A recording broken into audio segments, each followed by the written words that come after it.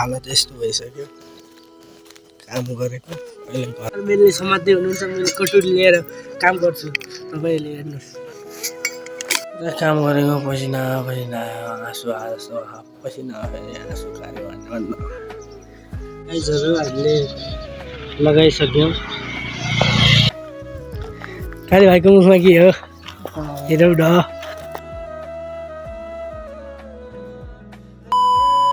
Hello everyone welcome back again फेरि पनि तपाईहरुलाई स्वागत छ मेरो युट्युब च्यानलमा आयो तपाईहरु सन्चै आरामै हुनुहुन्छ होला म पनि सन्चै आरामै छु यसो लाएर फेरि भिडियो बनाऊँ भन्ने कुरो भयो हप्तौ दिन भयो फेरि हाल्न त रेगुलर हालिन्थ्यो होला तर के गर्ने मोबाइलको क्वालिटीले गर्दा अलि हाल्न नपाएको अवस्था अहिले चाहिँ म गोठमा छु अहिले हाम्रो हिजोदेखि गोठमा बसाइ भइरह अनि यसो लाएर मलाई हिजोदेखि काममा लाग्यो आज काम गर्न जानुपर्ने हुन्छ केही समयपछि अहिले चाहिँ गोठा लाएको छु अनि टक्क लाएर जानुपर्ने हुन्छ सो भिडियोमा बनिराख्नु होला भिडियो हेरिराख्नु होला हैन यस्तो यस्तो भिडियो आइराख्छ हामीले काम कस्तो गर्छौं लेट्स त्यहाँ गएर देखाउँछु भन्दा होला सो गाइज हामी चाहिँ अब काम गर्न जान लाग्यो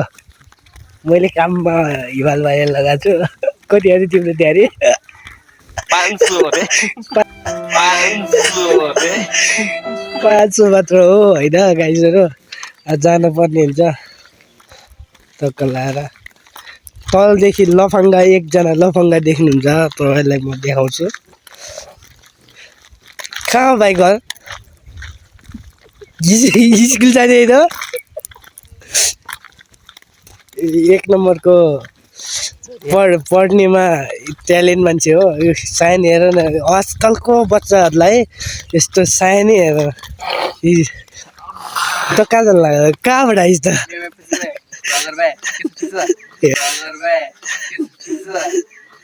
मतलब वो अलग ही लेवल का बंदा था भाइ बाबु पहिला ब्लगरलाई इज्जत गर्ने सिक रेस्पेक्ट गर्ने गर हामी चाहिँ काम गर्ने हो त्यहाँ अरे रातो घर छ नि त्यहाँ जानु लाग्यो त्यो अगाडि जान लाग्यो हामी टक्क लगाएर अब जानुपर्ने हुन्छ हैन गाइजहरु स्कुल नगएर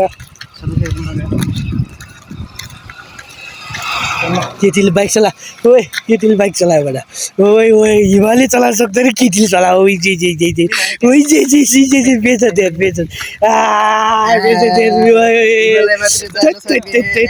यस्तो पनि जिन्दगी नहोस् केटीले बाइक चलाउने हिमाल भाइले चलाउन नसक्ने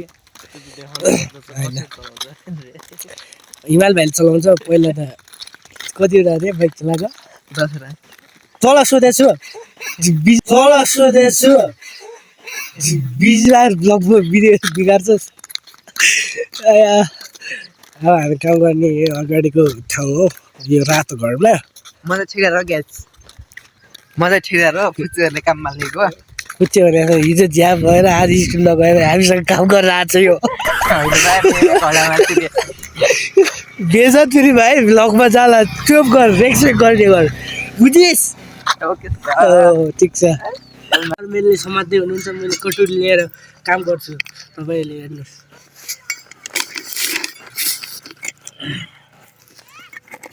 ओ गर्नु न तपाईले वै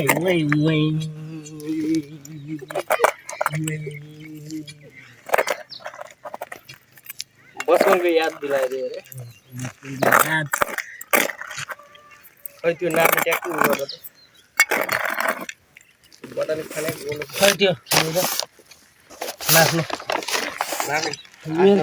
इस्टमेट कहाँ गयो मलाई कारण देखिनु न काल छ क्या कहाँ देखिनु के एभ्रिवान काम सुरु हुन ला यता छ आज मसला बनाउने हाम्रो मिस्त्री ठुल्बा यहाँ हुन्छ मिस्त्री ठुल्बा हजुर के छ दालको ठिकै छ मसला खैजाउने अब मसला खैजाउनु पर्ने हुन्छ गाइजहरु अब टक्क देखाउँछु त्यो को कति हाल्नु पर्ने भनेर भिडियोमा बनिराख्नुहोस् गाइज। उतापट्टि पुलिस चौकी, यता जावल साइड बनाएको मसला यो जुम गऱ्यो भने क्यार क्यार क्यार क्यार देखिँदैछ। त्यही हो गाइज, यताको नेप्रा बजार गाइज।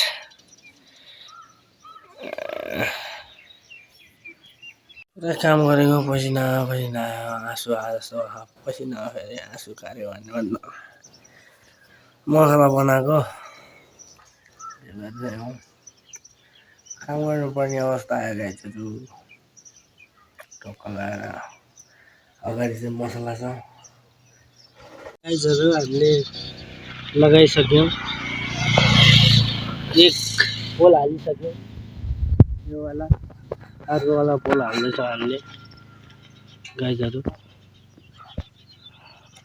काली भाइ घामले नदेखेको अवस्था हो। हालत यस्तो भइसक्यो काम गरेको। अहिले घर फर्किन लागेको छु होइन। अनि दिनभरि काम गर्न लाग्यो होइन। त्यही भएर ब्लग बनाउने नि अलि फुर्सद भएन। तनाव छ खुट्टाको ताल यस्तो। सो गाइजहरू, अब घर गएर नुहाउनु पर्ने हुन्छ। मैले कालो पेन्ट हाल्नु पर्ने हुन्छ। कालो यस्तो कालो त्यो जस्तै कालो मान्छे कालो पेन्ट के काटेर बोतल काटेर पेन्ट हाल्ने ट्याक्क दुईटाले लगाउनु गएको रहेछ। जुगाट काले जुगाट भन्छ। गाइजहरू, हाम्रो पेन्ट लगाउने कार्यक्रम सकिसक्यो। अब चाहिँ जान लाग्यो हामी घरतिर। अब भोलि अब चाली तान्नु पर्ने छ। काली भाइ यता छ। काली भाइको मुखमा के हो हेरौ न। अब घर जानुपर्ने हुन्छ गाइस। घर गएर भात खानुपर्ने हुन्छ। त्यस पछाडि गुवालो जानुपर्ने हुन्छ। आज वेदर चिल गरिरह। काली भाइ यता हेर न। मुखमा के छ? मुखको सुपारी त फालेर बोल। किन लजाको? किन बोलेको? अब घर गएर म एडिट हान्छु आज। हेर्नु होला भिडियो। पानी पर्न लाग्यो गाइजहरू। अहिले कन्टेन्ट नमिलेर यहाँ तनाव भइसकेको छ। घरबाट बाहिर कोही छैन यार। घरको मात्र कति देखाउनु। त्यही भएर भेजा लगाइरह। त्यहाँ अस्तिको काम गरेको भिडियो जोडेर अहिले बनाएको भिडियो कन्टिन्यू बनाउँछु। तर आज एडिट जसरी नै गर्छु मैले। एडिट भनेर कता जोडौँ के गरौँ भन्ने भइरहेको क्या। त्यही भएर भिडियो नबनेको अवस्था हो। अब चाहिँ म घर जानु पर्ने हुन्छ गाइज। गएर चाहिँ त्यसो लगाएर कामहरू छ छोडिदिनु। काम गर्छु त्यही हो। अनि उतातिर स्कुल छ, पछाडि बजार छ।